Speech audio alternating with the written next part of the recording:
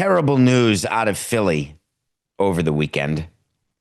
Well, we're talking sports now, so I guess it's all relative. But if you're Zack Wheeler, terrible, terrible news where he has been put on the injured list. Zack Wheeler is part of the starting rotation for that Philadelphia Phillies team that nobody wants to face in the playoffs. When you can come out with Sanchez and Suarez, who are Sanchez, I don't know where he is, Coca, but Sanchez is a legitimate Cy Young candidate. You got Suarez, who can deal 7 to 8 innings anytime he wants to and shut a team down. You got Nola coming back. You got Wheeler. You got depth. Things are feeling good.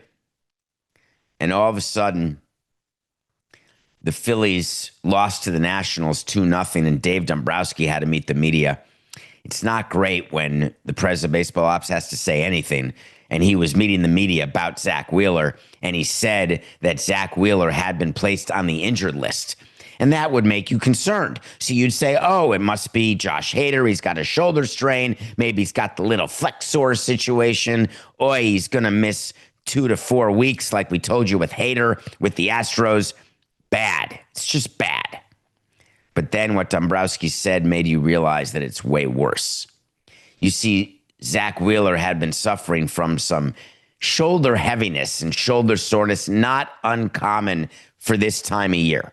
The dog days of summer are when pitchers are feeling terribly.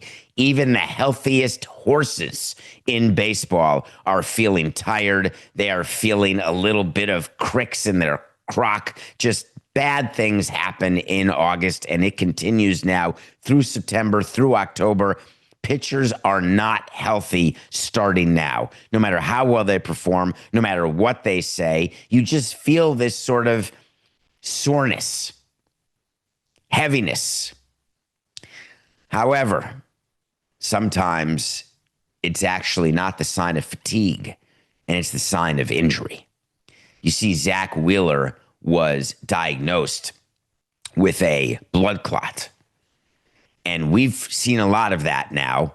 The most recent that I can think of was Victor Wembanyama. Damian Lillard, I believe, may have had one. I also believe that these are the type of blood clots that when a player has them, they are not cleared for activity for a really long time. Because when you get these blood clots, and I'm practicing medicine without a license, I've just been in a clubhouse before for a long time. You have to go on blood thinners. And for those of you not familiar with blood thinners, don't cut yourself shaving when you're on blood thinners because it's hard to stop the bleeding. Blood thinners are things that are used to break down clots. They're things that are used to make sure that nothing gets clogged up in your bloodstream, because if you've got a runaway blood clot and that goes to your brain, guess what? You die. Now, don't go on WebMD. Don't go start breaking my chain over these comments. I'm telling you, as a baseball executive, what we get told and what we get worried about. When we hear that a player has a blood clot, it's immediate shutdown. It's not like they go on a throwing program.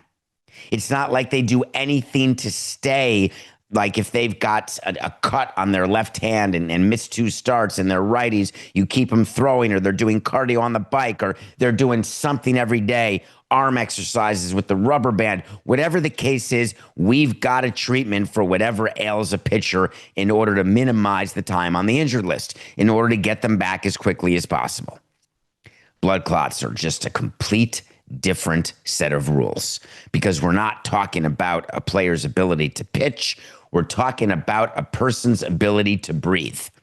And when that is at stake, you realize immediately that life, death have way more to do and are way more important than NL East titles, Cy Young Award winners, or jewelry at the end of October. And this blood clot was a right upper extremity blood clot. So right upper extremity. Think about where that is in a pitcher. Think about where that is in a person. Think about now how scary that is in terms of if it's misdiagnosed, not diagnosed, and it goes haywire in your body, it's a problem. The good news is that the Philly doctors were able to figure this out incredibly quickly with the symptoms that Zack Wheeler said he had. Why is this noteworthy? One, Zack Wheeler, baseball. Zack Wheeler is going to miss way more time than they're telling you. As a matter of fact, Coca, I'm going to give you a straight wait to see on Zack Wheeler. This is an official wait to see on davidsamsonpodcast.com. You can look at the tracking document. You can look at merch. You can look at past episodes. You can look at every wait to see, every pick of the day, everything, every movie we've reviewed. An official wait to see, and we'll revisit it. Zack Wheeler's out for the season. And that may sound hard to believe, but it's already mid-August. Best case, like the blood thinners work, they take care of everything, and a month later, maybe we're back. That means he's missed a month and he's got to start over because you can't just get put into a game, even if you're going to go the full Ohtani route and just pitch one inning in the big leagues as a reliever. This is a terrible loss for the Phillies.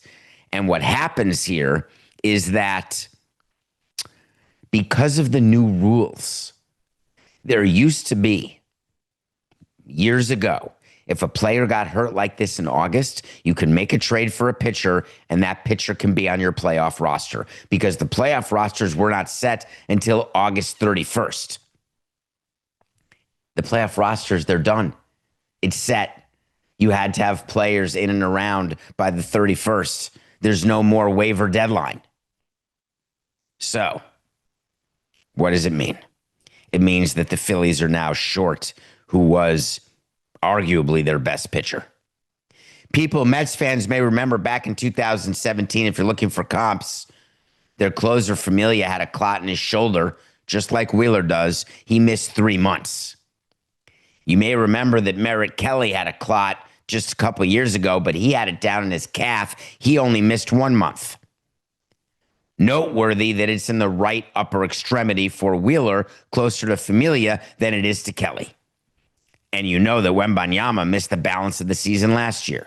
So, I'm sorry to the Philadelphia Phillies. Their manager had no choice when he met the media. You got to tell that you cannot mislead about an injury. We play around a bit. Hey, we expect him to miss 1 start, maybe 2. Hey, we expect him to be back right when he's eligible to come off the injured list, even if we know he won't be. But if it's something like, a back or an oblique or maybe a slight little hamstring pull, you can say those things.